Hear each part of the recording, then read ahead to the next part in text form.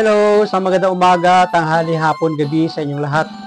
Anong oras man ninyo napapanood ang video ito, tayo po mula itutunghay ng ating pong pagbasa para naman sa araw po ng Martes, August 27, 2024. Hahawin natin ang mabuting balita sa Ebanghelyo ni San Mateo, Kabanatang 23, mga talatang 23 hanggang 26. Noong panahong iyon, sinabi ni Jesus, "Sabaan ninyo mga eskriba at mga parisiyo, mga mapagpaimbabaw. Ibinibigay ninyo ang ikapo ng gulaying walang halaga, ngunit kinaliligtaan ninyong isagawa ang lalong mahahalagang aral sa kautusan, ang katarungan, ang pagkahabag at ang katapatan. Tamang gawin ninyo ang mga ito, ngunit huwag naman ninyong kaliligtaang gawin ang iba. Mga bulag na taga-akay, sinasala ninyo ang niknik sa inyong inumin, ngunit nilulunok ninyo ang kamelyo. Saaban ninyo mga eskriba at mga parisiyo, mga mapagpaimbabaw. Nililinis ninyo ang labas ng tasa at ng pinggan, ngunit ang loob nito ay puno ng mga nahuthut ninyo dahil sa kasakiman at pagsasamantala.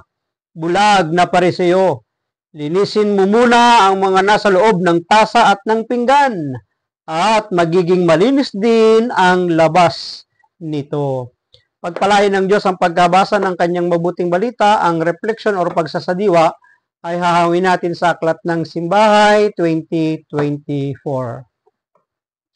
Bulag na parisiyo, linisin muna ang mga nasa loob ng tasa at ng pinggan, at magiging malinis din ang labas nito.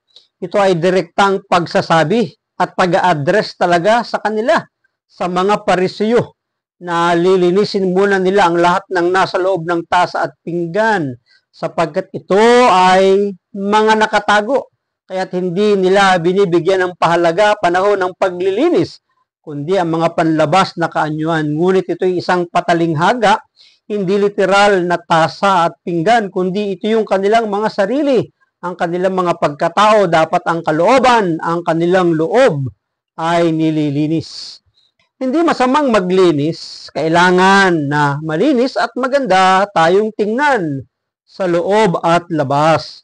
Ngunit hindi rin natin dapat malimutan ang mga bagay na tunay na mahalaga, ang magdadala sa ating kaligtasan, dahil iyon mismo ang layunin ng ating buhay, ang kaligtasan ng kaluluwa.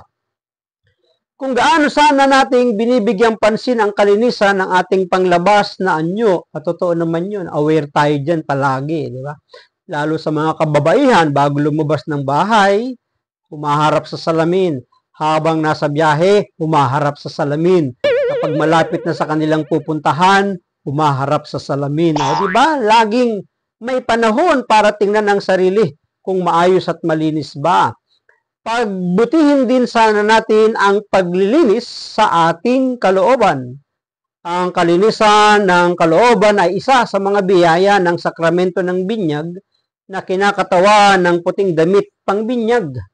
Tumatanggap tayo ng malinis na katauhan mula kay Kristo. Ang paanyaya sa atin ay panatilihin ang kalinisang ito hanggang sa wakas ng ating buhay. Kaya't malinis ito sa pamamagitan ng sakramento ng kumpisal. Patuloy na may paraan para maglinis. Ito ay mula sa kabutihan, habag at pagmamahal ng Diyos, dahil itong kalinisan ng kalooban ang siyang magdadala sa atin sa buhay na walang hanggan. Hindi dapat pinaghihiwalay ang paglilinis sa loob, kalooban, at sa labas na ating kaanyuan. Maglinis ng kalooban sa pamamagitan ng paglapit, pagdulog, at paglilinis ng kanyang mga aral at salita sa ating buhay. Maraming salamat at pagpalain tayo ng ating Panginoon. Ang akin lamang palaging sambit, I love you with the love of the Lord. Bye-bye and bye-bye. Thank you, God, for everything.